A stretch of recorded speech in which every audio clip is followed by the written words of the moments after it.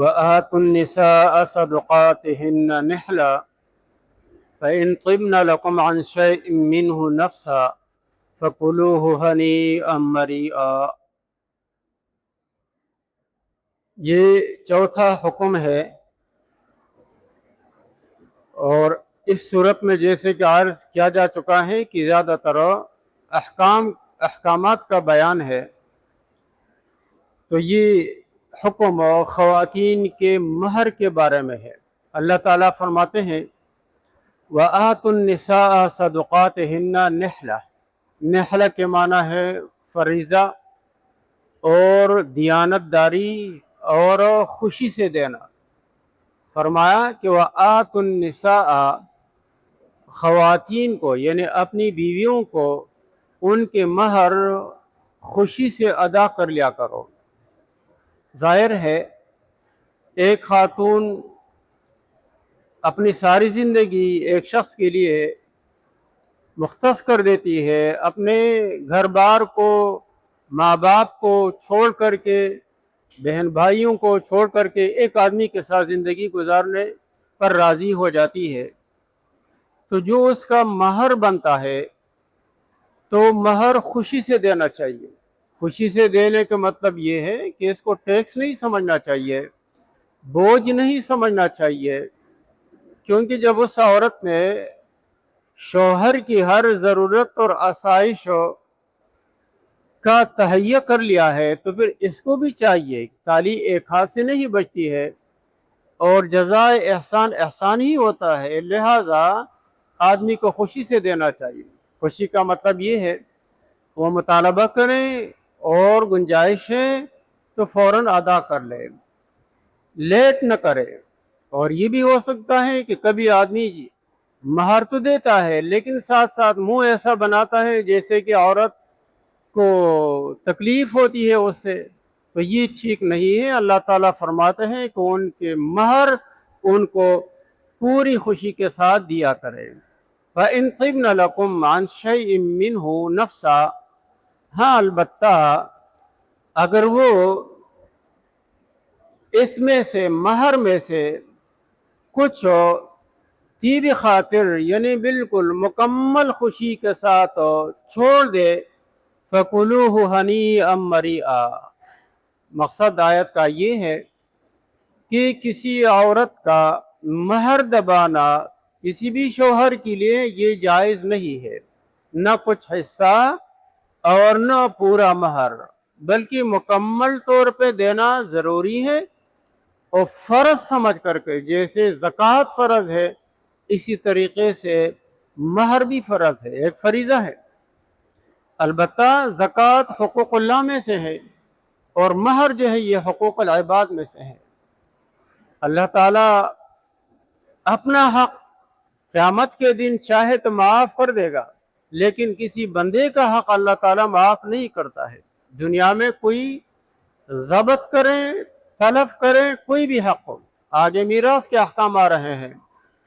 چونکہ معاشرہ میں بہت سے لوگ ایسے ہیں جو خواتین کے ساتھ ان کے حقوق کے حوالے سے زیادتی کرتے ہیں، اللہ تعالیٰ نے اس کا سدباب کرنے کے لیے یہ صورت نازل فرمائی ہے کہ نہ میراث میں ان کا حق دبایا جا سکتا ہے، ورنہ آدمی مجرم ہوگا، قیامت کے دن وہ دینا پڑے گا، اور نہ جو اس کے دوسرے حقوق ہیں، من جملہ ان میں سے ایک مہر بھی ہے، تو مہر بھی اس کا پورا ادا کر لیا جائے۔ اس کا استعمال کرنا، کھانا، ضبط کرنا، تلف کرنا، لاپرواہی کرنا، نہ دینا، یہ بالکل ناجائز ہے۔ البتہ فَإِن طِبْنَ لَكُمْ، اگر وہ تمہارے، مراد خطاب شوہروں سے ہے، اگر وہ طِبْنَ لَكُمْ عَنْ شَيْءٍ مِّنْهُ ضمیر شے کی طرف راجع ہے، مراد اس سے مہر ہے، اگر وہ اس مہر میں سے کچھ حصہ یا پورا مہر طیب خاطر کے ساتھ یعنی کہ مکمل خوشی کے ساتھ دے دے۔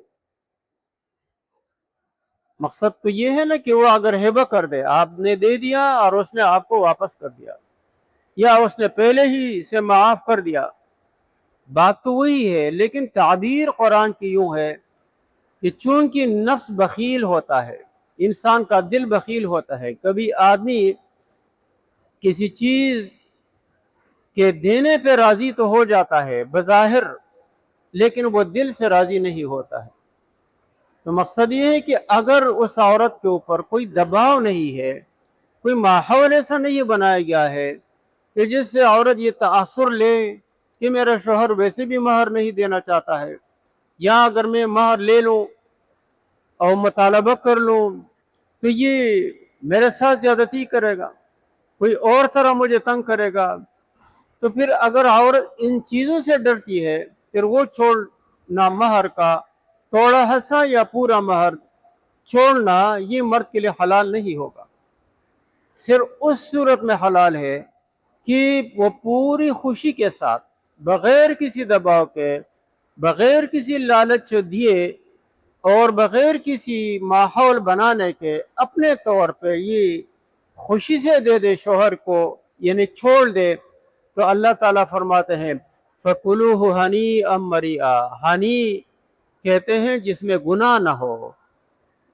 اور اس کو بھی کہتے ہیں کہ جو لذیذ ہو، اور مری اس کو کہتے ہیں جس کا انجام اچھا ہو اور جو گلے سے آسانی سے اترتا ہو، یعنی کہ اس کو کھاؤ، پھر کھانے سے مراد لینا ہے، چاہے آدمی کھائے اور چاہے کسی اور ضرورت میں استعمال کرے، تو وہ مہر کے وہ پیسے پھر تمہارے لیے، شوہروں سے خطاب ہے، وہ پھر حلال ہے، پاکیزہ ہے، اور وہ استعمال کرو، وہ کھاؤ، ہنیئاً مزیدار اور مریئاً خوشگوار سمجھ کر۔ اور یوں بھی بعض مفسرین نے کہا ہے کہ ہنیئاً باعتبار دنیا کے اور مریئاً باعتبار آخرت کے، نہ تم پر دنیا میں کوئی حرج ہے اور کوئی گناہ ہے، نہ آخرت میں اس حوالے سے کوئی پوچھ گچھ کی جائے گی، کیونکہ وہ مباح کیا گیا ہے، وہ جائز قرار دیا گیا ہے۔ البتہ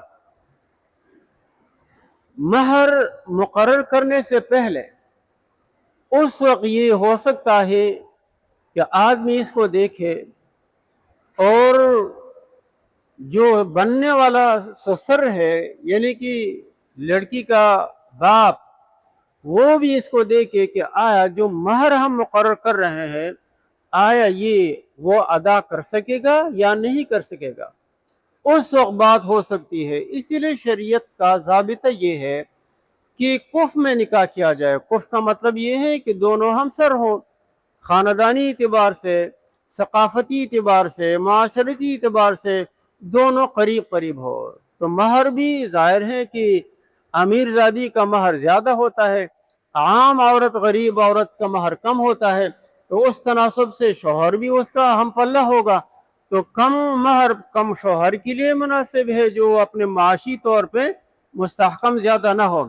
اور زیادہ مہر اگر امیر زادی کا ہے تو پھر دوسری طرف شوہر بھی مالی اعتبار سے مستحکم ہے،